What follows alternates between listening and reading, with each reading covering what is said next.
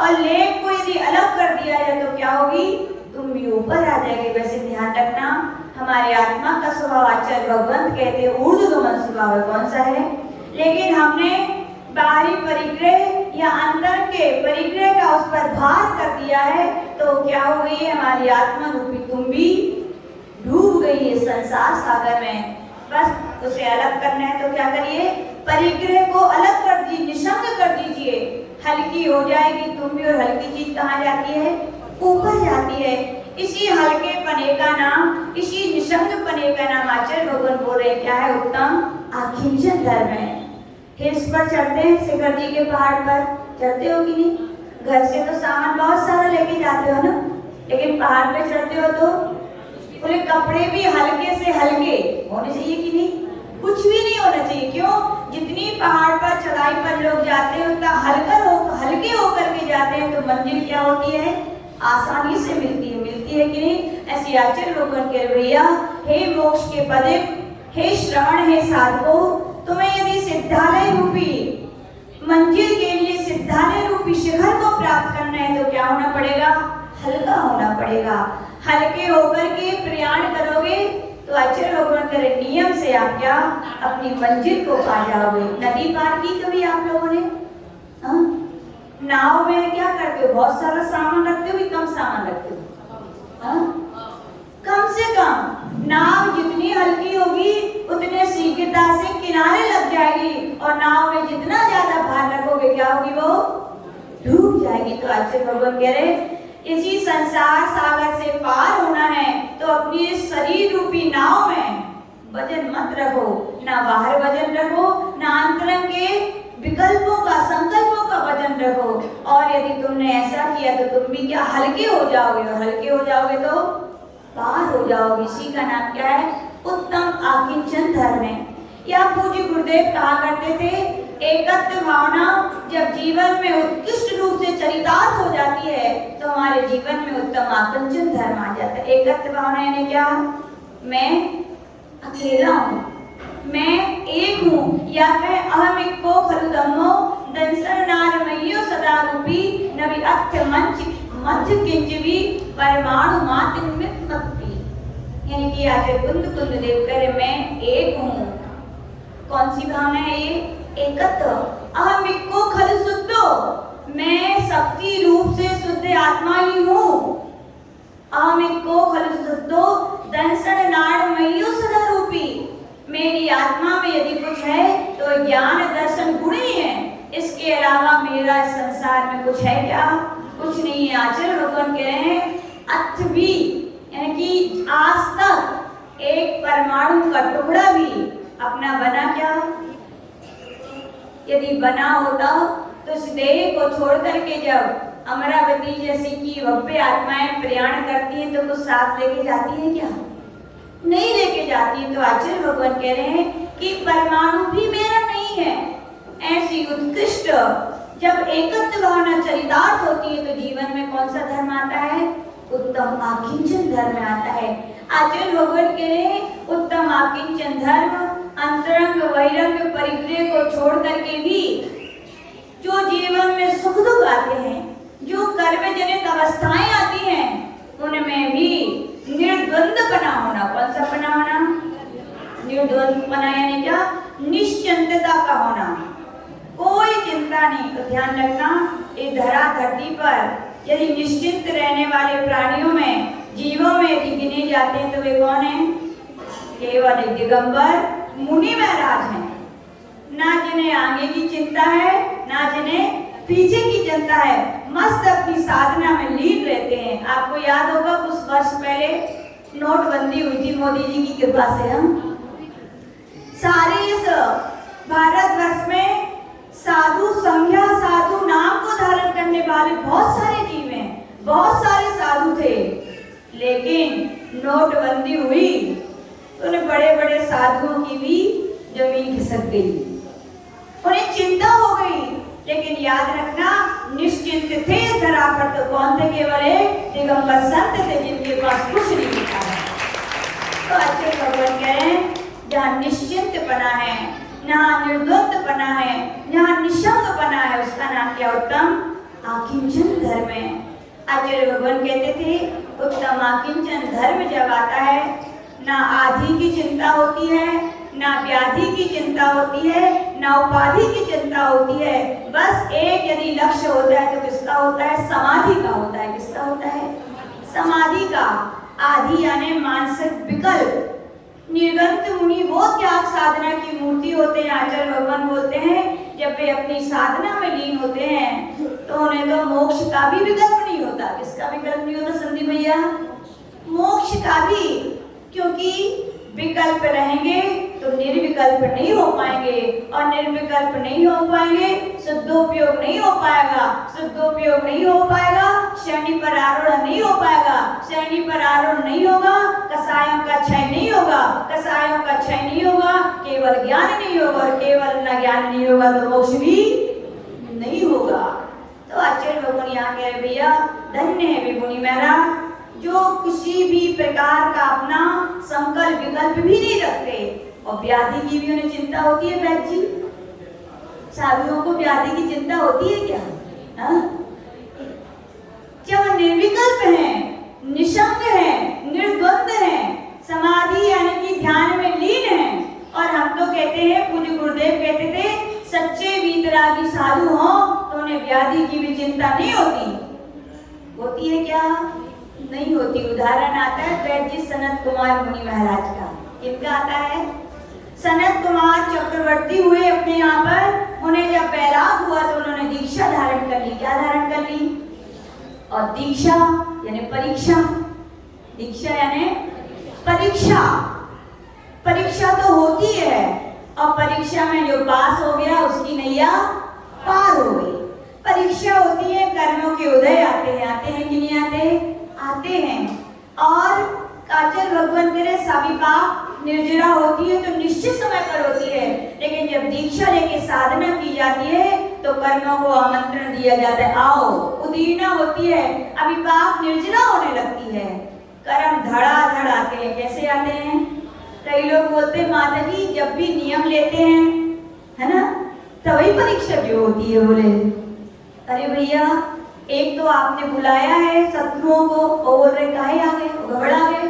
नहीं, साधना करना, नियम लेना, संकल्प लेना यानी कर्मों को बुलानी है। और कोई योद्धा, वीर योद्धा बुलाए कर्मों को तो क्या पीठ दिखा के भागेगा? नहीं भागेगा। वो तो दृढ़ है, मैंने बुलाया है। तो आचार्य भगवान कह रहे दीक्षा लेना यानी कि कर्मों को ललकारना है, आओ।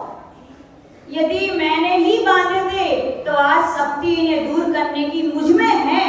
जब मुझ में बांधने की शक्ति है तो मुझ में ही कर्मों को नष्ट करने की शक्ति है।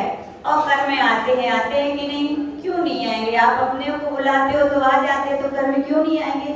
जरूर।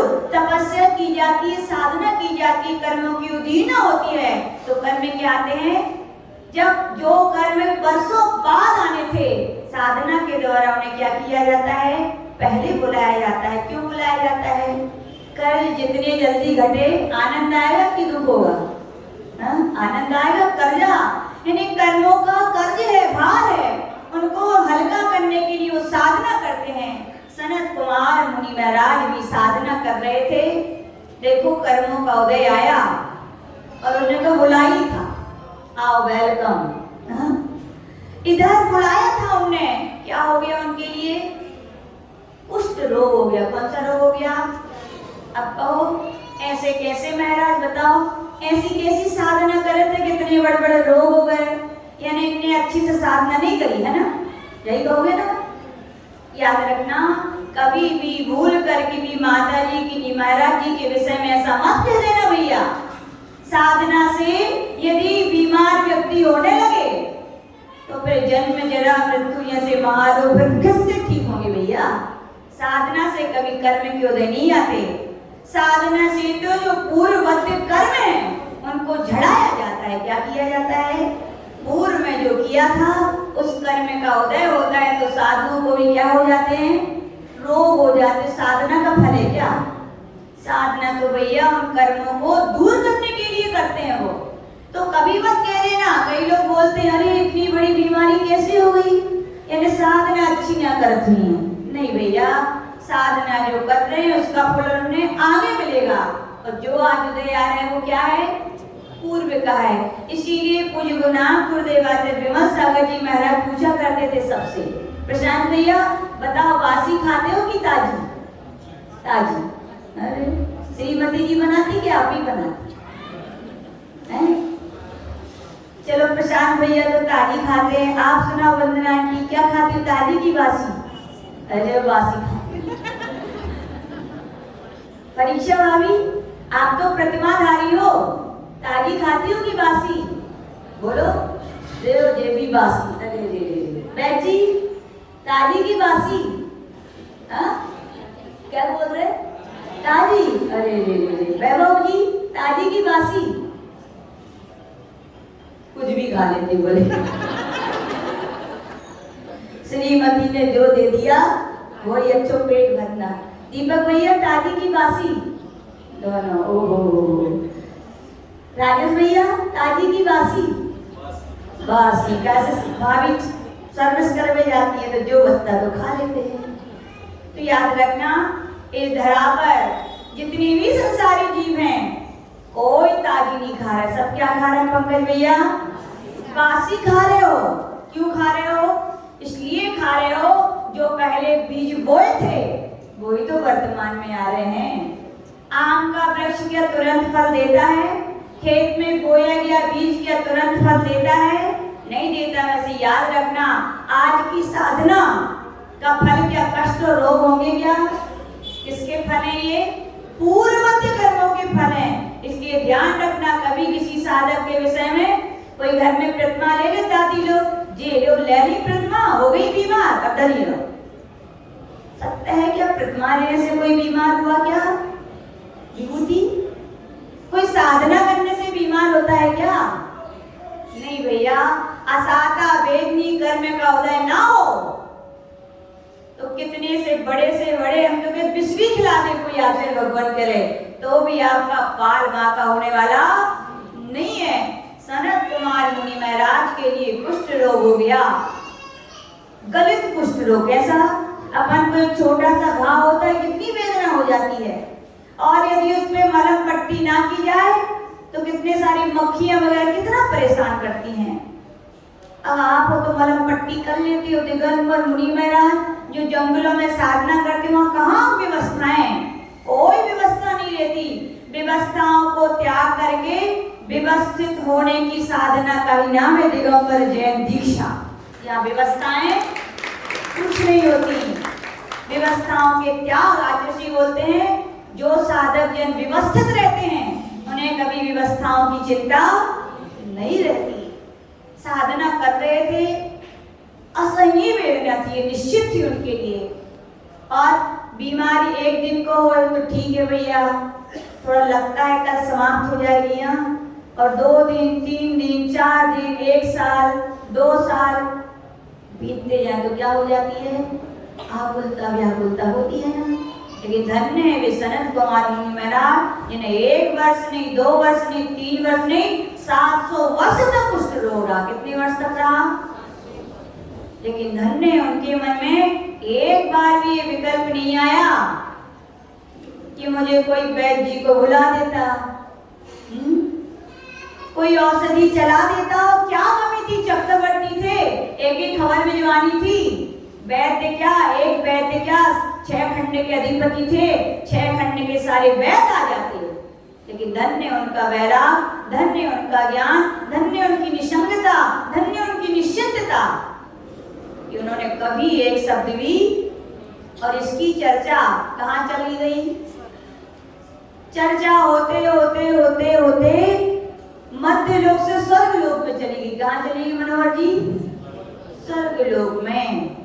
देखो सूरज निकला है तो बताने की आवश्यकता नहीं है कि सूरज आ गया है। सूरज को पुष्प खिला है, पुष्प कभी नहीं कहता कि मेरी खुशबू ले लो। स्वतः ही सूरज निकलता है तो प्रकाश अपने आप फैलता है। आचार्य बोलते थे कभी भी ख्याति लाभ पूजा की भावना मत करो, अच्छे ज्ञान की, अच्छे चारित्र्य की, वैराग के साथ साधना करो। जहाँ जाओ अच्छी चर्या करो और लोगों के लिए जिनेंद्र भगवान का माँ जिनवाणी का ज्ञान बांटो। बोले तुम्हें प्रभावना करने की आवश्यकता नहीं है, प्रभावना स्वयं होगी। होगी कि नहीं होगी? होगी भैया। सनत कुमार मुनि महाराज वही ज्ञान चारित्र की निर्मल साधना कर रहे थे, वैराग गई। उनके वैराग की चर्चा कहाँ हो गई? सौधर्म स्वर्ग में हो रही थी कि इस धरा पर कोई सच्चे वीतरागी वैराग भावना से भरे अकिंचन धर्म से भरे यदि कोई संत हैं तो वो कौन है? सनत कुमार महामुनि महाराज हैं। देव तो क्या होते हैं? नटखटी होते हैं। सुन लिया, चलो देख के आए, थोड़ी उधर गाड़ी चाहिए, पेट्रोल चाहिए, कुछ जिद्दी आया, सब आ गए। और किसका रूप बनाया? आज वैद्य जी आए तो वैद्य जी की चर्चा चल रही है आज। उस देव ने वैद्य जी का रूप बनाया और पहले के वैद्य जी साफा बांधते थे। और ऐसे ही आदमी खाली ऐसा हो ही नहीं सकता, वे अपनी 2-4 फुटरिये टांग के लाते थे। और वो देव वैद्य का रूप बना के आया और महाराज के चारों तरफ घूमने लगा कि शायद वे बुला लेंगे हमें, क्योंकि वैद्य जी की तो पहचान अलग ही होती है। समझ जाएंगे तो मुझे नियम से बुला लेंगे और कहेंगे मेरा इलाज कर दो। लेकिन ऐसा किया क्या उन्होंने? महाराज तो ध्यान में रहे, आंख खोलकर देखा भी, लेकिन आंख बंद करके फिर भी अनदेखा करके बैठ गए। वैद्य जी को तो बड़ा आश्चर्य हुआ, बताओ हमारे में कीमत ही नहीं है कुछ, हैं?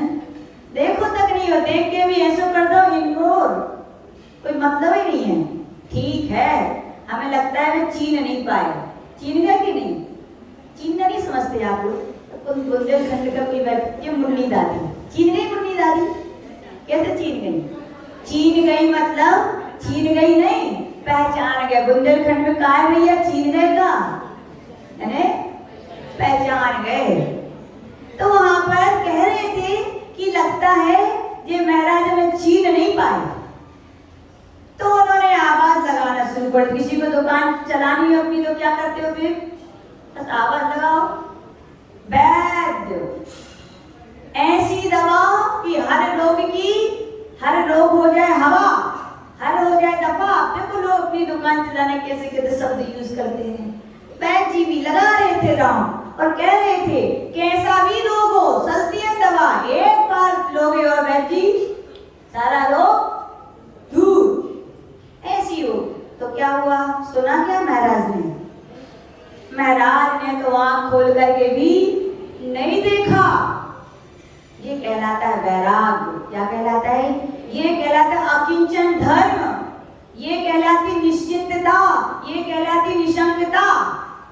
अब लेकिन ग्राहक नहीं आए तो फिर कैसे लाए जाते? पकड़ के लाए जाते। आओ तो भैया, नहीं हो, देख तो लो कम से कम, है ना? वैद्य जी ने भी देखा।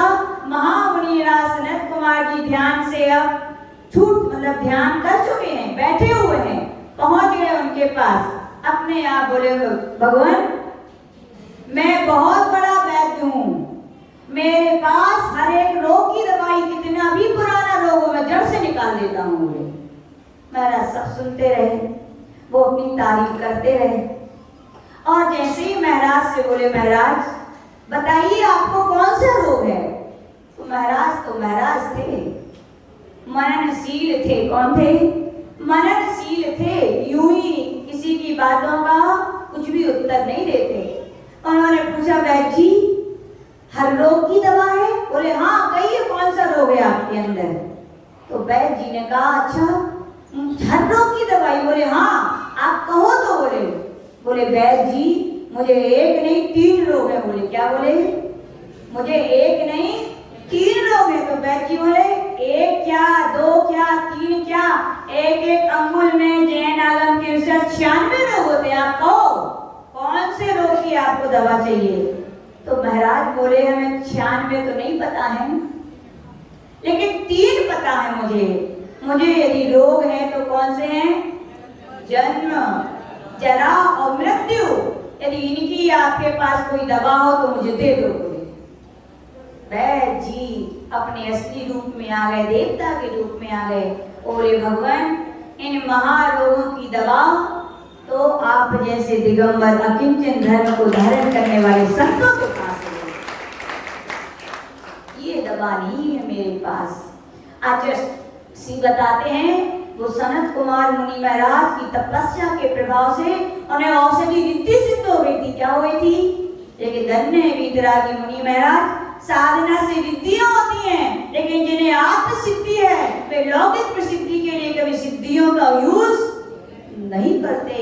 यूं कहा जाता है उनका बमन, क्या उनका बमन, उनकी उल्टी वॉमिट भी यदि किसी रोगी के ऊपर कर दी जाए तो सारा रोग छू मंतर ऐसी उन्हें रिद्धि थी। लेकिन उन्होंने कहा भैया पूर्वकृत कर्म का उदय चल रहा है, झड़ जाने दो इसको। क्या?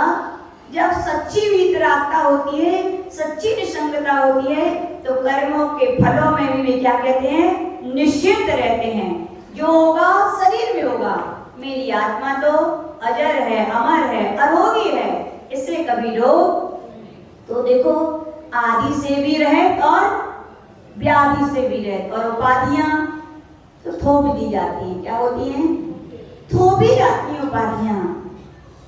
बहुत ऐसे दिगंबर संत हुए जिनके लिए उपाधियां थोपी गई, लेकिन वे निर्लिप्त रहे। क्या रहे? बहुत सारे संतों के नाम हैं, लेकिन जीते जागते उस दिगंबर संत जो हमारे गुरुदेव ने हमने साक्षात देखा है। निष्परता कहलाती थी निष्परी संत। किसी की टाइटल था क्या? निष्परी संत। क्यों थे निष्परी संत? आचार्य जी बताते हैं कि क्षुल्लक ही थे। क्या थे? क्षुल्लक ही थे। इतनी श्रेष्ठ चर्या, श्रेष्ठ ज्ञान, श्रेष्ठ साधना थी, लोगों ने आचार्य पद देना कह दिया, मुझसे मुनि दीक्षा लो, मेरा आचार्य पद तुम्हारे लिए। ऐसे एक नहीं, आचार्य जी बताते हैं मुनि दीक्षा भी मैंने ले ली, उसके बाद भी लगभग 10 आचार्यों ने आचार्य जी से कहा मेरा आचार्य पद लो। लेकिन आचार्य जी ने क्या कहा? जब तक मेरे गुरु बैठे हैं, लूंगा तो अपने घर से लूंगा, अपने पिता से लूंगा, पराई चीज अपनी नहीं होती है। कहा जाता है एक बार भी आचार्य जी ने आचार्य पद नहीं लिया, तब विमल सागर जी पूज्य आचार्य जी को पता चला तो उन्होंने स्वयं ही अपने हाथों से पत्र लिखा कि दौड़गिरी के लिए, पूरे विद्वत जनों के लिए कि आचार्य विराट सागर जी को आचार्य पद दिया जाए। क्या किया जाए? लेकिन बैठे क्या वो? आप लोग आश्चर्य करेंगे, दौड़गिरी में जब आचार्य पद हुआ, आचार्य जी बताते मुझे तो पता ही नहीं था, बोले आचार्य पद है। आचार्य पद होता है विधिवत केस लॉन्च किए जाते, उपास किया जाता है। लेकिन आचार्य जी बोले मैंने तो कुछ ही नहीं किया। बोले मुझे मालूम ही नहीं था कि मेरे आचार्य पद प्रतिष्ठा है। कल्पद्रु महामंडल विधान चल रहा था और वहां के देवता जो बने थे सब झूमते झूमते आ रहे थे और आचार्य जी को लगा शायद पैर छूने आ रहे हैं, और उन्होंने उसी समय आचार्य जी को उठाया और उठा करके सिंहासन पे विराजमान कर दिया। यानी आचार्य जी को आचार्य पद लिया नहीं, उन्हें दिया गया। ये क्या निष्प्रहता, ये क्या कहलाती है? आज देखो सही बताएं तो सच्चा ज्ञान नहीं है, और दीक्षा की प्रार्थना बाद में पहले कहते ये पद मिलेगा तो हम दीक्षा लें, नहीं तो कहूं और जाएं। और देखो पहले साधु संतों की, गुरुओं की निष्प्रहता, पद मिल रहे हैं फिर भी पद नहीं हो, पद की घोषणा भी होगी तो भी उन्हें पता ही नहीं कि मैं पद मिल रहा है। इन्हें पद उन्हें दिया जाता है। निष्प्रहता के साथ साथ नियत क्या होते? अनियत विहारी थे। क्या थे? आचार्य जी बताते हैं पहले जब विहार करते थे, अब तो आचार्य जी का बहुत बड़ा संघ हो गया था, अब सबकी चिंता करना आचार्यों का कर्तव्य है, तो व्यवस्थाएं पहले से देखनी पड़ती। लेकिन आचार्य जी बताते हैं जब मुनि थे, 2-3 महाराज थे, बोले कुछ नहीं बोलते थे किसी से, उठाते थे पीछे का मंडल और विहार, ना ये पूछते थे रास्ता कहाँ कैसी जा रही है, और बस विहार कर देते थे। बताते थे कई बार तो उपास हो जाते थे, तो जंगल का रास्ता है, नहीं मिला गांव, नहीं मिली समाज, तो उपास निशब्द हवा की तरह, कोई विकल्प नहीं, भोजन मिलेगा कि नहीं, जगह मिलेगी कि नहीं, कोई नहीं। ये कहलाते हैं क्या? उपाधि से रहित। और आचार्य जी की बताएं, जब आचार्य जी मुनि, अभी भी आचार्य जी ज्यादातर चतुर्मास कहाँ करते थे? क्षेत्रों पर। जब देखो कहाँ है आचार्य जी? क्षेत्र पर पहाड़ पर ध्यान कर रहे हैं, कहीं बिहार होता था तो झरने के वहां चले जाते थे ध्यान करने, कहीं नदी का किनारा मिला तो नदी के किनारे, हम लोग समुद्र देखने गए तो हम लोग तो समुद्र देखते रहे, वे तो आत्मा के समुद्र में डूब जाते थे, यानी ध्यान करने लगते थे। ये कहलाता है क्या? उपाधियों से रहित, यानी अपने ऊपर पद का भार है लेकिन फिर भी क्या रहते थे? निर्लिप्त, कोई नहीं। और आदि व्याधि से रहित क्या होती है भैया? क्या होती है? समाधि। क्या होती है? समाधि यानी समाधि यानी ऊपर जान लगे है ना? नहीं भैया, वो तो संलेखन समाधि। क्या है वो? जब अंतिम समय आता है, जो धारण की जाती है धर्म ध्यान के बढ़ाने के लिए, अपनी आत्मा में ये धर्म के संस्कार इस भाव में नष्ट ना हो जाए। कहाँ जाए वो? अगले भाव में जाए। तो बताओ ऐसा करना चाहिए कि नहीं करना चाहिए? धर्म के संस्कार अगले भाव तक जाने चाहिए कि नहीं? और अपने परिवार में किसी की हो तो क्या करना चाहिए? समाधि संलेखन करानी चाहिए कि नहीं? अरे उपकार करो, तुम किसी की साधना में उपकारी बनोगे, उसके धर्म संस्कार पूर्व तक पहुंचाओगे तो ध्यान रखना, तुम्हें भी इस धरा पर कोई ना कोई अंतिम समय मिलेगा जो तुम्हारे भी रहो गाना सुना पाएगा। तुम सुनाओगे तो तुम्हें कोई सुना पाएगा। तो आचार्य भगवान कह रहे समाधि का अर्थ होता है ध्यान। क्या होता है? ध्यान। जब तक आदि रहेगी, जब तक व्याधि रहेगी, जब तक उपाधियां रहेंगी, इनके विकल्प रहेंगे, तब तक समाधि नहीं हो सकती है। लेकिन धन्य है वे निर्गंत मुनि जिन्हें ना आदि की चिंता है, ना व्याधि की और ना उपाधि की, इसलिए वो किसमें लीन हो जाते हैं? समाधि में। तो समाधि में क्या आता है? क्या आता है समाधि में? आनंद आता है। क्या आता है? कितना आनंद आता है? आचार्य श्री भगवत बताते हैं, इंद्र नाव नरेंद्र व अहमिंद्र के नाही तम। जब निर्गंत संत अपनी आत्मा में डूबते हैं तो कहा गया उनको इतना आनंद आता है कि चक्रवर्ती से भी अनंत गुना, सौदर इंद्र नाग नरेंद्र को जितना आनंद आता है उससे अनंत गुना आनंद आता है। तो किसमें आता है? जब वे अपनी समाधि की साधना में लीन होते हैं। तो इसी का नाम क्या है? आकिंचन धर्म। क्या है? आकिं, कुछ भी मेरा नहीं है। सुख दुख भी आए तो भी विकल्प होते हैं कि नहीं होते? होते हैं। लेकिन होना ऐसा हो सकता है कि आपको कोई सुख दुख का विकल्प ना हो? हुआ भैया। आप जैसे ही भगवान महावीर स्वामी के प्रथम श्रोता कौन हुए? प्रथम श्रोता भगवान महावीर के श्रोता। अरे इसीलिए कह रहे, देखो एक अच्छी बात बताते हैं अमरावती वालों को। हाँ ये चंदा चाहती विद्वान नहीं, देखो है चंदन घिसोगे तो खुशबू तो आएगी कि नहीं? अब घिसोगे नहीं तो कहाँ से आएगी? घिसो भैया, चंदन है कि नहीं है? है। हर घर में, हर मंदिर की अलमारियों में है। पुरुषार्थ कितना करना है? केवल निकाल के घिसने को। इसका मतलब ये नहीं है जिनवाणी लगा और तो घिस देंगे।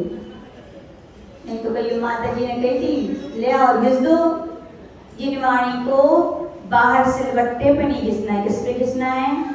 अपनी इस मानस पटल पर घिसो थोड़ा उसके लिए, यानी समझो उन बातों को अपनी धारणा में रखो तो कल्याण होगा। तो भगवान महावीर के कौन से होता थे प्रमुख? राजा श्रेणी।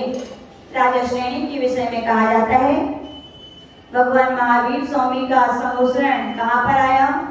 राजगृह के विपुलाचल पर्वत पर। सब लोग गए, गए कि नहीं गए? अभागे गए होंगे वे लोग जो नहीं जा पाते हैं, नहीं पहुंच पाते हैं। तो हमें नहीं लगता राजगृह का मेढक तक गया था। कौन गया था? जब राजगृह का मेढक तक गया तो हमें नहीं लगता कि कोई श्रावक ऐसा रहा हुआ जो नहीं गया होगा। वहां पर पहुंचे राजा सैनिक, भगवान महावीर स्वामी की देशना खिली कि जो एक बार बंदे, क्या भाव साहित्य की क्या लाइन क्या है? एक बार बंदे जो कोई, लोगों ने गलत याद कर ली है। लाइन है भाव सहित बंदे जो कोई, ताके नारक पशु गति नहीं हुई। और आपने क्या याद कर लिया? एक बार बंदे जो कोई, तो बोले ठीक है भगवान, अब वैसे तो फुर्सत है नहीं यहाँ, एक बार है ना मनोहर का भाऊ, एक बार हो आए हम। याद रखना, एक बार शब्द नहीं क्या है, और एक बार क्या अनेक बार भी हो तुम, लेकिन भाव से वंदना नहीं करोगे तो विश्वास है कि नरक पशुपति छूटेगी। धोखे में मत रहिए, भाव सहित करनी चाहिए। जैसे उन्होंने दिव्य देशना में सुना, राजा सैनिक ने भी सोच लिया मैं कहाँ जाऊंगा, शिखर जी जाऊंगा।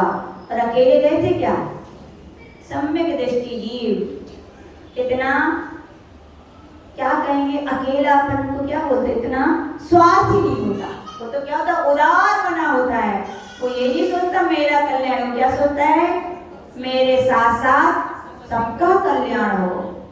सारे नगर वालों से कह दिए जिसको राजगिरी नहीं, जिसको शिखर जी चलना है चलिए। शिखर जी की वंदना के लिए जैसे ही निकला, अपशगुन पे अपशगुन हुए। क्या हुए? और जैसे तैसे वो पहुंचा और ना जाने क्या उसके जीवन की घटना घटी। कोई राजकार ऐसा आ गया या कहीं तूफान आ गया, इतना ज्यादा तूफान आ गया कि उसे लौटना पड़ा। क्या पड़ा? कई महिलाएं पुरुष भी आज भी ऐसे हैं, हम लोग को सुना जाते, बोले माता जी शिखर जी कितने बार जाते हैं लेकिन पता नहीं कुछ ना कुछ हो जाते, हम लौट आते हैं। तो हमने कहा कोई से ना पूछियो हमारी शुभ गति है कि अशुभ गति है। शुभ गति वाले तो आनंद से वंदना यात्रा करते हो, अशुभ गति वाले वो जबरदस्ती तुम ले भी जाओगे। एक लड़की थी, शिखर जी लोग चतुर्मास हुआ, हम लोग की खूब सेवा करती थी, अब नाम नहीं बता रहे हैं, बहुत सेवा करती थी। हम लोग इतनी वंदना के लिए जाते थे, लेकिन वो वंदना के लिए नहीं जाती थी। तो हम लोग ने सोच लिया, कुछ माता जी ने, इस बार तो जब पहाड़ पे जाएंगे तो इसको लेके जाएंगे। अरे उसने जैसी का इतने बहाने बनाए, उसने हमारा पेट दुख रहा है, हमें ये हो रहा है, हमसे चलते नहीं बनेगा, हमें चक्कर आते, हमें पैर दुखते, हम कहा तुम कछु भी करो, इस बार तो हम हाथ पकड़ के चलेंगे और ज्यादा सी है तो बहुत सारी व्यवस्थाएं हैं, लेकिन तुम्हें लेके जाएंगे। जैसे तैसे हम लोग उसको ले गए। चौपड़ा कुंड पे पहुंचे तो मालूम वो क्या बोली? बोले हम आगे से वंदना नहीं करेंगे। हम कहाँ से करेंगे? दो प्रकार की वंदना होती है, गौतम गर्दन क्या भी आ सकते, सीधे पार्श्वनाथ के लिए। बोले आप लोग जाओ, हम लोग से बोली कि हम पीछे से वंदना शुरू करके आएंगे। तो हम लोग ने सोचा भैया ऊपर तो आई गई है, अब तो करेगी वंदना, क्या उसकी मति कहें।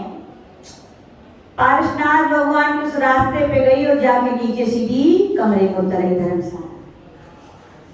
यानी कि जिसके नरक आयु का, त्रियंच आयु का बंद हो चुका है, उन्हें भगवान भी चाहे कि समय से गति की यात्रा करे तो भी उनकी नहीं हो सकती। ऐसी राजा सैनिक भी बैठा था, भगवान के समोसन में पहुंचा और बड़ा दुखी था। भगवान से पूछा, भगवान मैं शिखर जी गया था, मेरी यात्रा क्यों नहीं हुई? भगवान की दिव्य ध्वनि में खिला कि हे राजा सैनिक, जिनके जीवन में नरक आयु का बंद हो जाता है, जिनके जीवन में त्रियंच आयु का बंद हो जाता है, वो कभी शिखर जी जैसे शाश्वत क्षेत्रों की वंदना नहीं कर सकते। पर याद रखना, अमरावती की आत्मा 2 महीना हो गए, चतुर्मास होते हो गए, कितने लोगों ने कितनी बार आहार दिए। सब लोग को इच्छा होती है ना, माता जी के हर ज्योतिष आ जाए, कोई ज्योतिषाचार हाथ देखे वाला, लाइन लग जाएगी, हम आप बता दो भविष्य का है, मत पूछना किसी से। भगवान महावीर स्वामी ने कहा, जिन्हें लोगों के भाव निर्गंत मुनियों के, आयिकाओं के, लक्ष्य लोगों को एक गिलास देने की भी नहीं हो पा रहे, वे भी विश्वास रखें कि आपके नरक त्रियंच आयु का हो गया है। ध्यान रखना, इसलिए समझ जाना बीबी।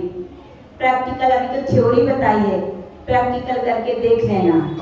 मनोहर जी विघ्न आए कोई बात नहीं, लेकिन सफल तो हुए, हो गए ना सफल होना। राजा सैनिक सोच रहा है, ओहो मैं भगवान महावीर का प्रमुख श्रोता, जिसने 60,000 प्रश्न किए, जो छाया सम्यक दृष्टि है। ऐसा वैसा कोई हो तो बात अलग है, कौन सा दृष्टि था? उसके लिए नरक जाना पड़ेगा। या किसी को पता चल जाए नरक जाना है तो कैसे लगे वो? दुनिया की कैसे लगे? हैं? घबराहट हो जाएगी। हम राजा सैनिक भी, जो चेहरे की प्रसन्नता थी, जो मन की आत्मशुद्धि थी, सब समाप्त। गया अपने राजमहल की ओर। अब भूख लगेगी क्या?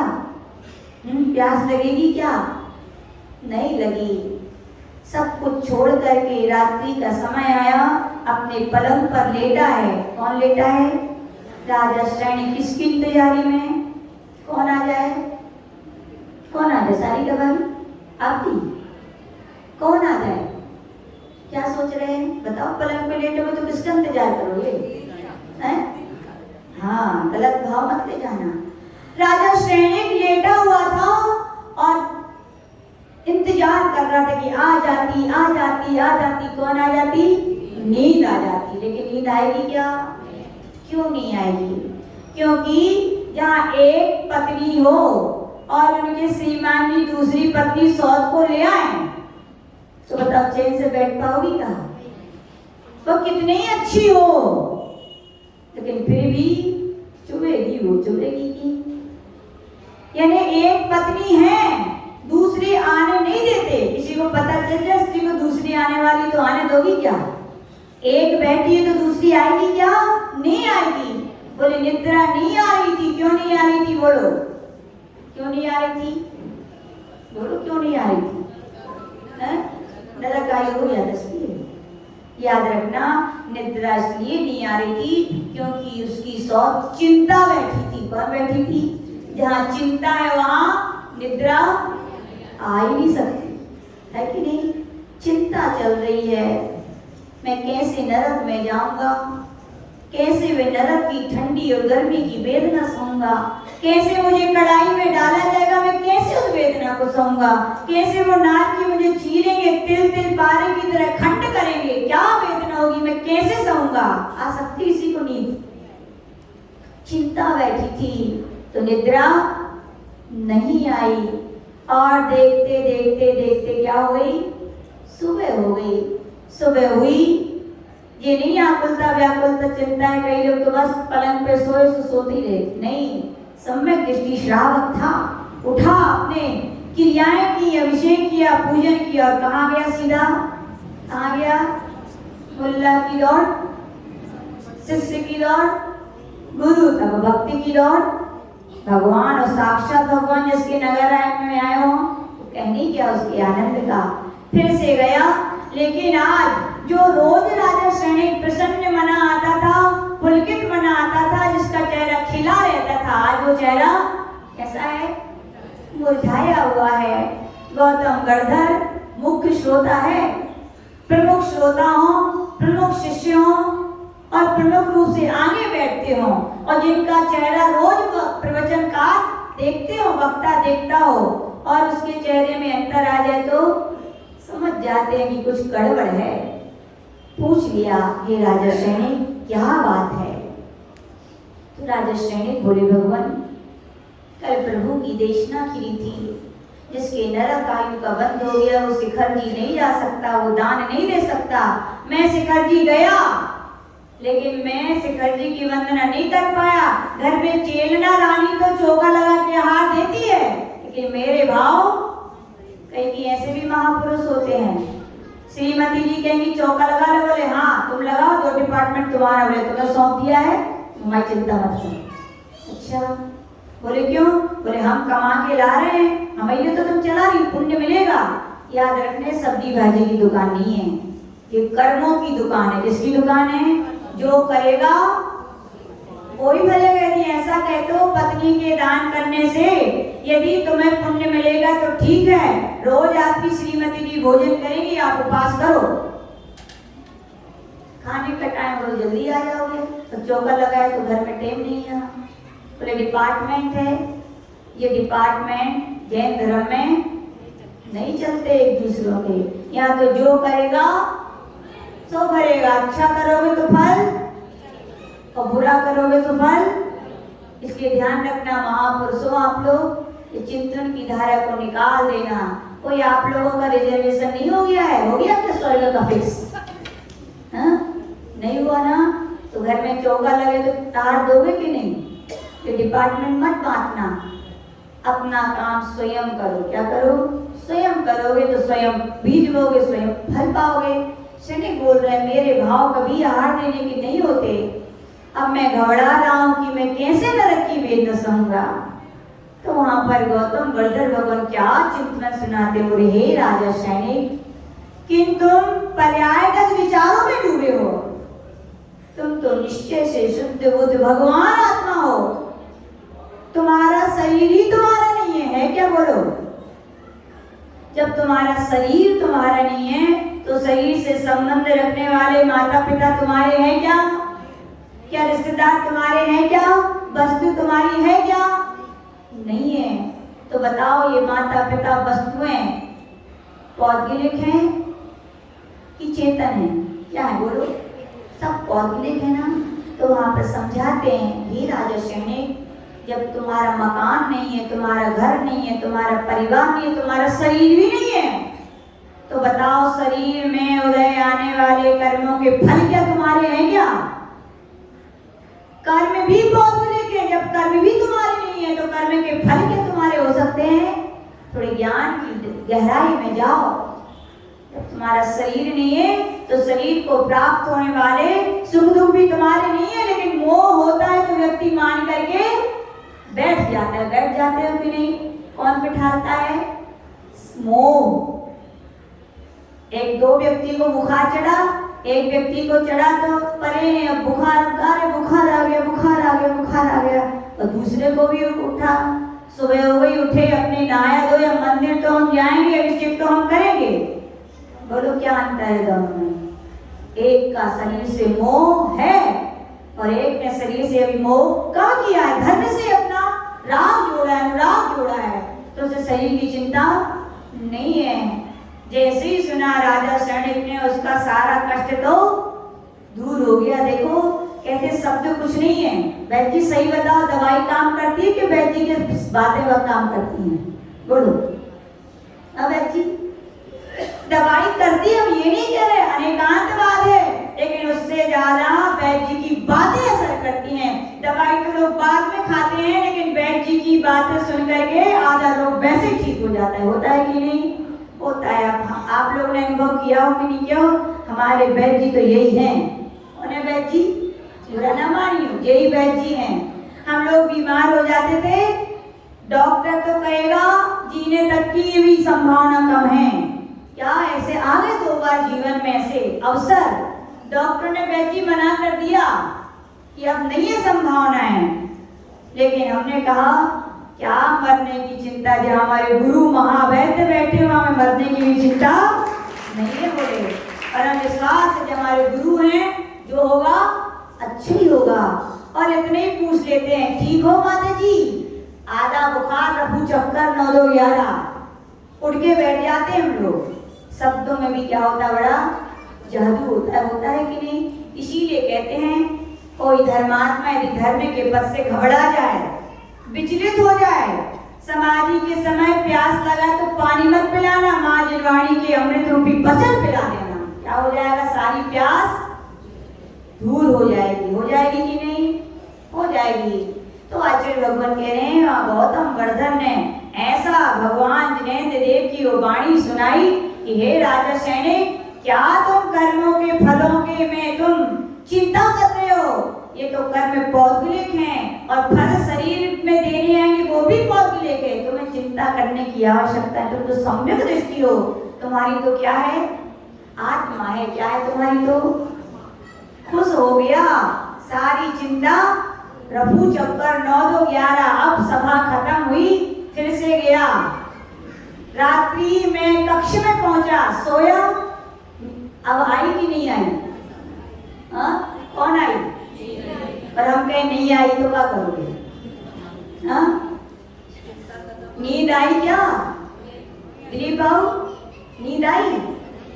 नहीं आई। क्यों नहीं आई? क्यों नहीं आई? अब भैया पहले चिंता थी तो नहीं, अब क्यों नहीं? अब तो चिंता समाप्त हो गई है, अब क्यों नहीं आई बोलो?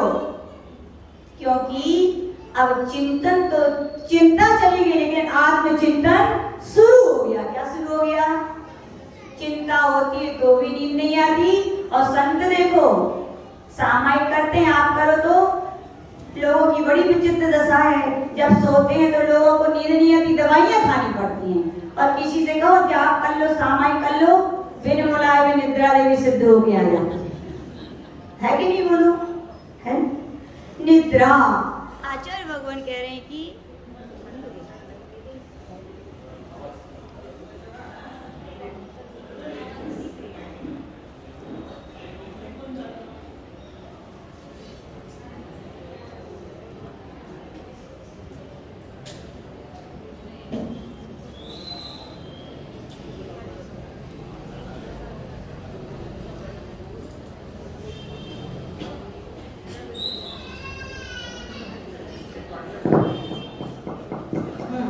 आचार्य भगवान यहाँ कह रहे हैं क्या? चिंता होती है तो भी नींद। और साधु क्या करते हैं? चिंतन करते हैं। आप लोग लगता है नींद नहीं आती माता जी, तो आचार्य जी बोलते थे जहाँ चिंतन है वहां भी निद्रा नहीं आती है। लोग बोलते हैं हमें तो आती है, तो हम कहते हैं नहीं आप चिंतन करते ही नहीं हो। जिस दिन चिंतन आचार्य जी बोलते थे, हमारे संग में भी कई माता जी महाराज को नींद आती है तो आचार्य जी को आलोचना तो करनी पड़ती है। सामयिक में तो गुरुदेव सामायिक में नींद आ गई तो आचार्य जी बोलते थे जय प्रायश्चित चिंतन करना शुरू करो। जहाँ चिंतन होगा वहां भी नींद। अब तो राजा सैनिक का चिंतन चल रहा हो, किसी भूल किसी अज्ञानता में मैं बैठा था। जो पर पदार्थ मेरे हैं ही नहीं, जो शरीर मेरा है ही नहीं, जो कर्म मेरे हैं ही नहीं, और तो कर्मों के फल क्या मेरे होंगे? नहीं होंगे। ऐसा सोचते हुए सारी रात्रि क्या हो गई? समाप्त हो गई। तो क्या हो गई? सुबह हो गई। नींद आई क्या? नहीं आई। और राजा सैनिक पुनः उठकर के सीधा कहाँ पहुंचा? भगवान महावीर के सम्मुख में पहुंचा। आज चेहरा कैसा था? आज तो चेहरा खिला हुआ था। याद रखना, प्रसन्नता। माता पिता आपके घर में है ना बड़े लोग, मत इस भूल में रहना कि माता पिता बड़े लोग अच्छा खाना मांगना चाहते हैं। मत इस भूल में रहना वे तुम्हारे पैसे चाहते हैं। मत भूल में रहना कि तुम्हारा कुछ चाहते हैं। वे कुछ नहीं चाहते। वे क्या चाहते हैं? केवल आपके प्रेम के दो शब्द चाहते हैं जिनसे उनका मन क्या रहे? प्रसन्न रहे। इतने ही देना। और बाकी रूखी सूखी भी खिलाओगे ना, वो कभी नहीं कहेंगे कि मुझे ऐसा क्यों खिलाया। तो देखो मन चिंतन की धारा का प्रभाव, प्रसन्नता आती। क्या होती चिंतन से? राजा सैनिक बैठा था समुद्र में। एक कोई श्रावक ने हाथ जोड़ करके भगवान से प्रार्थना की, भगवान इस समुद्र सभा में क्या कोई ऐसा जीव है जो आप जैसे तीर्थंकर प्रकृति का वध करेगा? क्या करेगा? भगवान की दिव्य देश नखी। क्या बोला भगवान ने? इस सभा में ऐसा जीव है जो आगे जाकर तीर्थंकर बनने वाला है। कौन है वो? बोलो कौन है? राजा सैनिक है। यदि यहाँ कह दिया जाए किसी से लॉटरी खुलने वाली है, करोड़पति बनने वाले हैं, और कौन बनने वाले हैं? हाँ मनोहर जी आप ही ठीक हो, कैसे लगे हो? लड्डू तो पता नहीं पूरे खिसके ही जाएंगे फूल की जगह। और सारी सभा का आकर्षण कहाँ होगा? किसकी ओर होगा? मनोहर जी की ओर होगा। और मनोहर जी तो बड़े प्रसन्न हो जाएंगे। ऐसे हुआ जैसे ही राजा सैनिक नाम बोला, सारी सभा के लोग किसको देखने लगे? राजा सैनिक को। लेकिन राजा सैनिक क्या हुआ? प्रसन्न हुआ क्या? नहीं हुआ। वो तो समस्त भाव में लीन रहा। कौन से भाव में लीन रहा? समस्त भाव में लीन रहा। तो उससे पूछा, हे राजा सैनिक, क्या आपको प्रसन्नता नहीं हुई कि आप मोक्ष जाने वाले हो? तो वहां पर राजा सैनिक कितना सुंदर उत्तर देता है। बोले, कल ही गौतम भगवान ने मुझे समझाया था कि पर पदार्थ मेरा नहीं है, और पर पदार्थों में जैसे रिश्तेदार, नाते, मकान, वस्तुएं आती हैं, शरीर भी आता है, जैसे शरीर आता है वैसे कर्म भी आते हैं, और जैसे कर्म में आते हैं कर्मों के फल भी आते हैं। यानी इनसे मेरा कोई संबंध नहीं है। जब मुझे नरक में जाकर दुख की वेदना को भोगने वाला मैं नहीं हूं, तो स्वर्गों में जाकर सुख का वेदन करने वाला भी मैं नहीं हूँगा। उसके विषय में आचार्य लोगों वहां पर कहते हैं, रमत अनेक सुरति संग में नित्य से परिणति हटाती। यानी सम्यक दृष्टि जीव की बात बता रहे आकिंचन धर्म की। सुख में होता है तो भी फूलता नहीं है, और दुख में होता है तो फूलता नहीं है। तो कह रहे सम्यक दृष्टि जीव अनेक सुरति देवियों के साथ रहता है, फिर भी उसकी परिणति कहाँ रहती है? अपनी आत्मा की ओर होती है, उसे सुख का अनुभव नहीं होता। और कह रहे बाहर नारकीकृत दुख भोगत अंतर सुख रस गटागटी। नरक में भी सम्यक दृष्टि जीव जाते हैं और जान ही पड़ता है। आयु का बंद हो गया तो राजा सैनिक को नरक में जाने से भगवान महावीर स्वामी भी नहीं बचा पाए, क्योंकि आयु का बंद एक बार हो जाता है, छूटता नहीं है। कहा गया सम्यक दृष्टि जीव नरक में जाता है तो भी उसे नरक दुख भोगत। अब दुख तो मिलेंगे, लेकिन दुख को भोगते हुए भी उसका उपयोग दुख में नहीं होता। किसमें होता है? अंतर सुख रस गटागटी। वो तो अपने आत्मा के सुख का जो उसे ज्ञान है उसको ही गट पीता है, तो उसके लिए दुख का अनुभव भी नहीं होता है। तो कहने का तात्पर्य उत्तम आकंचन धर्म। राजा श्रेष्ठ ने दीक्षा ली क्या? श्रावक ही तो था ना, और आप भी क्या हो? श्रावक हो। जब वो सुख दुख में समर्थ भाव रख सकता है तो हम नहीं रख सकते क्या? रख सकते। हो सकता है उसने 100% रखे, हम 1% रखना प्रारंभ करेंगे। कितना करना रखेंगे? 1%। और एक एक बूंद से ही तो क्या भरता है? गागर। और एक एक गागर से क्या भरता है? सागर। जीवन नाम ही सीखा है कि आपत्ति आएगी और विपत्ति आएगी, लेकिन सम्यक दृष्टि हो तो समता भाव रखो। समता यानी क्या? समता अकेली सुख दुख की। याद कर लो ये सूत्र क्या है? बोल लो थोड़ा अच्छे जोर से, क्या है? समता अकेली। जीवन में सुख आए तो फूल मत जाना, और दुख आए तो फूल मत जाना। यही आकिंचन धर्म में अपने जीवन में लाने का सबसे बड़ा सूत्र है। और आचार्य जी कहते थे जिनने सूत्र को चरितार्थ किया वे महाराज बन जाते हैं, और इतना भी ना कर पाओ तो आचार्य जी ने एक मंत्र दिया था, दें क्या आपके लिए? चाहिए? पक्का सिद्ध करोगे? तो कैसे सिद्ध हुआ, सुनाए कि नहीं सुनाए? टाइम सुनाए? बहुत बढ़िया। चलो कम से कम जिनवाणी सुनने में आनंद आता है कि नहीं आता है? सुनाने वाले सुनाते जाएं, सुनने वाले है ही है। आचार्य जी बोलते थे जिस वस्तु में सुख है, आनंद है, उस वस्तु के नाम में भी आनंद रहता है। उस वस्तु की बातें सुनने भी आनंद आता है कि नहीं? रसगुल्ला अच्छा लगता है कि नहीं? पर कोई इतना ही कह दे रसगुल्ला तो भी मुंह में पानी आ जाए कि नहीं? और कई कई विष घबराहट हो जाती है कि नहीं? ऐसे याद रखना, आत्मा में आनंद है तो आत्मा की बातों में आनंद तो हो गई भैया। तो ये जिनवाणी है। तो आचार्य जी बता शॉर्ट में सुना लेते हैं। 4 व्हीलर किसकी है? है किसी की 4 व्हीलर? राजेश भाव 4 व्हीलर है? ठीक है, नहीं है? ठीक है। तो एक दिन क्या हुआ, राजेश भाव अपनी 4 व्हीलर लेके जा रहे थे, और जब वे जा रहे थे तो उनके पीछे लग गई। कौन लग गई? कौन लगी? सोनू भाभी आप? कौन लग गई? कोई बताएगा क्या? है उनकी गाड़ी? कौन सी? दूसरी कौन सी? पुलिस की। किसकी लग गई? समझदार है प्रियंका भाभी, उनको पता है वही की लग सकती है। भैया 1 नंबर को नहीं 2 नंबर को काम कर दो। तो उन्होंने देख लिया, अरे कहानी है, किसी का बॉडी ले लेना, दृष्टांत है। तो राजेश भाव के पीछे गाड़ी लग गई, और कौन सी गाड़ी लगी? पुलिस की गाड़ी लगी। क्यों लगी? क्योंकि राजेश भाव के पास बिस्किट थे। कौन से बिस्किट थे प्रियंका?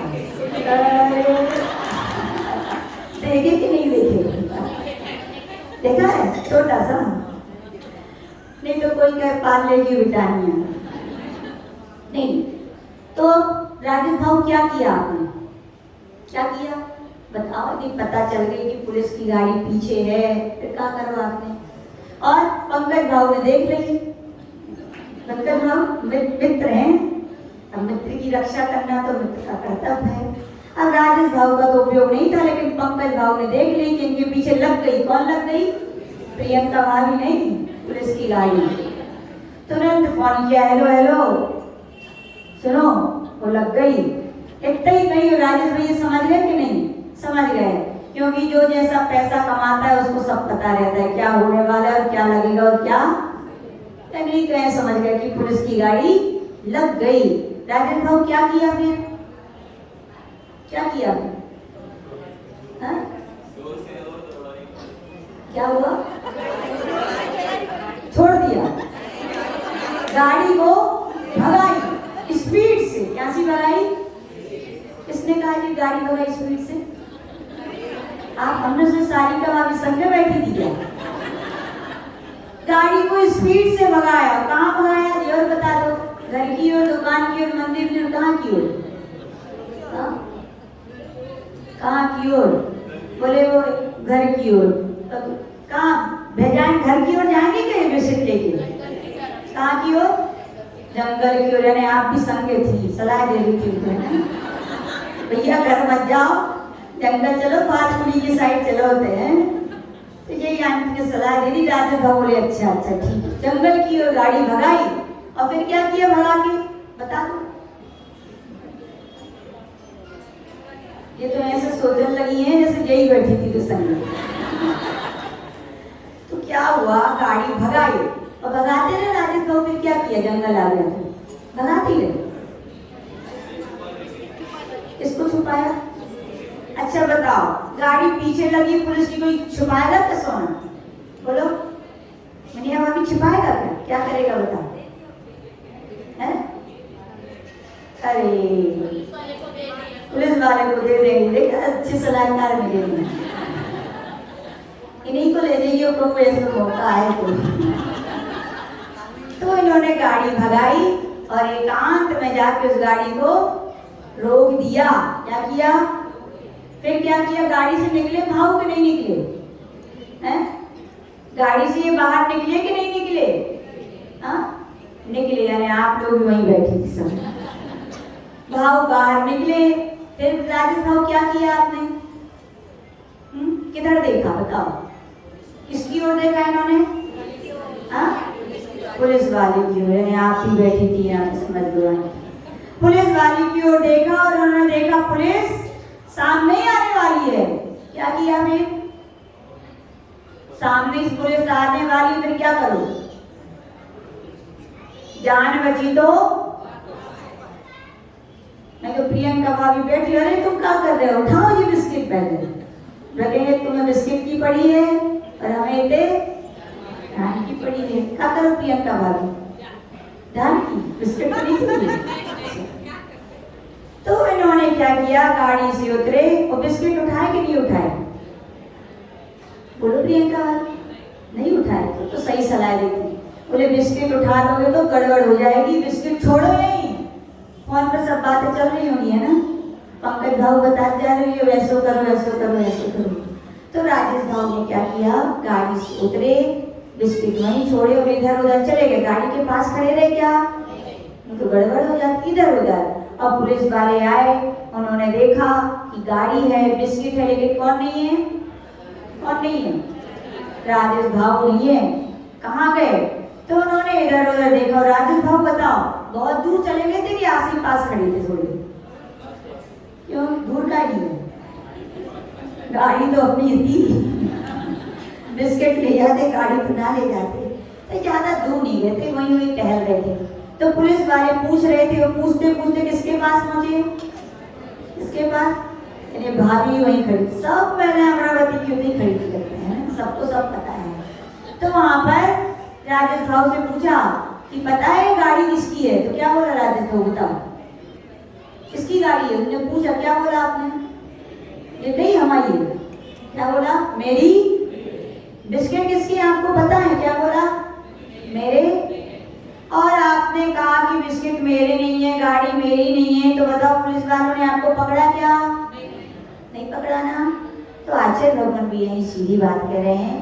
जैसे इन्होंने कहा गाड़ी मेरी नहीं है, बिस्किट मेरा नहीं है, तो पुलिस वालों ने नहीं पकड़ा, ऐसी आचार्य भगवान कह रहे हैं कि अपने आत्मा में, अपने ज्ञान में एक ऐसी चिंतन की धारा बहाओ। ऐसी चिंतन की धारा कि जैसे बिस्किट मेरी नहीं है, गाड़ी मेरी नहीं है, तो राजेश भाव सही सी बताइयो, ये सोनू भाभी आपकी है क्या? बोलो, ये सरवार सिद्धियों पीयूष आपके हैं क्या? जो प्लॉट खरीद के रखा है वो आपका है क्या?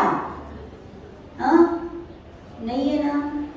तो यानी कि प्रियंका भाभी आपकी नहीं है, प्लॉट आपका नहीं है, पैसे आपके नहीं है, बच्चे आपके नहीं है, तो टोटल कर दो तो क्या हो गया? कुछ भी हमारा सकता है ना। तो आचार्य भगवान यही बात बताना चाह रहे हैं कि जो अंतरात्मा, जो सम्यक दृष्टि जीव अपने ज्ञान में सब कुछ होते हुए भी, सब कुछ है कि नहीं इनके पास? सब कुछ है, फिर भी ये ज्ञान की धारा को अंतर्भूत करके चलता है कि बुंदेलखंड में कहेंगे कछु हमाओ नहीं आ। क्या कहेंगे? आप लोग तो बोलते नहीं हमारे बुंदेलखंड में। सीख लो भाई, ऐसी तो सीख लो, दो चार शब्द सीख लो। एक चीन गए, एक हाओ और एक कछु। तो क्या जैसे कहा कि घर मेरा नहीं है, पत्नी मेरी नहीं है, बच्चे मेरे नहीं है, कुछ मेरा नहीं है, तो सबको प्लस कर दीजिए, तो क्या सूत्र बन जाएगा? कछु हमाओ नहीं आ। जैसे उन्होंने कहा कि बिस्किट मेरे नहीं है, गाड़ी मेरी नहीं है, तो पुलिस ने नहीं पकड़ा, ऐसे आचार्य भगवान करे जो अंतरात्मा ये सोचता है ये मेरे नहीं है, ये मेरे नहीं है, कछु हमाओ नहीं है, तो याद रखना कर्मों में भी वो ताकत नहीं है कि वो आपको बांध सके। क्या? कर्मों में भी सम्यक दृष्टि जीव को कर्मों से यदि ज्ञान के साथ जी रहा है तो उसमें ताकत नहीं, कर्मों में भी उसको बांध सके। तो आचार्य भगवान कह रहे हैं ये मंत्र है। क्या मंत्र है? कौन सा मंत्र दिया है? कछु हमाओ। जब को शुरू करो, दुकान में श्रावक आए, ग्राहक आए और पैसे दें तो क्या बोलना?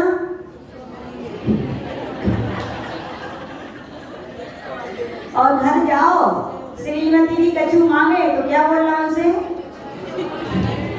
ऐसा नहीं करने हैं। चिंतन शब्दों का विषय नहीं होता। चिंतन किसका विषय होता है? अंतर्ज्ञान का। बाहर कहोगे तो झगड़े होंगे, आकुलता व्याकुलता, अशांति होगी। सम्यक दृष्टि अशांति ना चाहता है, ना किसी अशांति, ना खुद रहना चाहता है, ना दूसरों को देना। खुद भी शांति में रहता है और दूसरों को भी शांति में रखता है। तो अंतरात्मा सब कुछ होते हुए भी केवल एक जाप जपता है। कौन सी जाप जपता है? कछु हमाओ। कछु हमाओ नहीं है तो प्रॉफिट हो जाए तो भी कछु हमाओ, और लॉस हो जाए तो भी, बस इसी का नाम क्या है? आकिंचन धर्म है। तो जिनको अपना आत्म कल्याण करना है इस मंत्र का जाप करेंगे। कौन सा मंत्र है ये बता दो, कौन कौन जपेगा? पहले हाथ उठा के। अरे हंसने की बात नहीं, सत्य है ये। देखो सुभूति मुनि महाराज को नमोकार मंत्र भी याद नहीं था, इतने याद था शरीर अलग है आत्मा अलग है। शरीर आत्मा के अलावा कछु हमाओ नहीं है। मोक्ष हुआ कि नहीं हुआ? क्या आपको नहीं होगा? सत्य है ये। अपन को आगम का बड़ा ज्ञान ना हो कोई बात नहीं, लेकिन इतना ज्ञान भी है कि संसार में मेरा कुछ नहीं है। और करके देख लेना प्रैक्टिकल। जब सुख के देना है तो भी आत्मा को बोलना कछु हमाओ, शांति मिलेगी। और दुख के देना है तो भी आत्मा को आंख बंद करके कहना ये तो छूटनी था, मेरा कुछ था ही नहीं, और सीधा सूत्र कछु हमाओ नहीं। शांति मिलेगी कि नहीं? मिलेगी भैया। इसीलिए कह रहे सुबह शाम एक तो बात नहीं, जब जब आप आकुलित व्याकुलित हो, बिल्कुल सही वैद्य जी की दवाई हो या ना हो, लेकिन ये पूज्य गुरुदेव की दवाई बिल्कुल सॉलिड है, असर करेगी। जब जब सुख दुख के दिन आए आप आकुलित व्याकुलित और आंख बंद, किसी से कह मत देना कछु हमाओ नहीं है। बस क्या करना? अपनी आत्मा से कहना कि कछु हमाओ नहीं है, तो मैं क्यों सुख में सुखी हूँ, और क्यों मैं सुख में सुखी होकर अभिमान करूं, कसाय करूं। और मैं जब मैं सुख में सुखी नहीं होना होने वाला नहीं हूँ, तो दुख में दुखी होने वाला भी मैं नहीं हूँ, तो मैं क्यों आकुलित व्याकुलित होकर कर्मों का बंद करूं? यही उत्तम आकिंचन धर्म कहता है। जो उत्तम आकिंचन धर्म की क्या करेंगे? ओम ह्रीं उत्तम आकिंचन धर्मंगाय नमः। ओम ह्रीं उत्तम आकिंचन धर्मंगाय नमः। ओम ह्रीं उत्तम आकिंचन धर्मंगाय नमः। ओम ह्रीं उत्तम आकिंचन धर्मंगाय नमः। ओम ह्रीं उत्तम आकिंचन धर्मंगाय नमः। ओम ह्रीं उत्तम आकिंचन धर्मंगाय नमः। उत्तम आकिंचन धर्म की जय। गुरुदेव श्री राज सागर जी महाराज की जय। चलिए डब्बा खोलिए।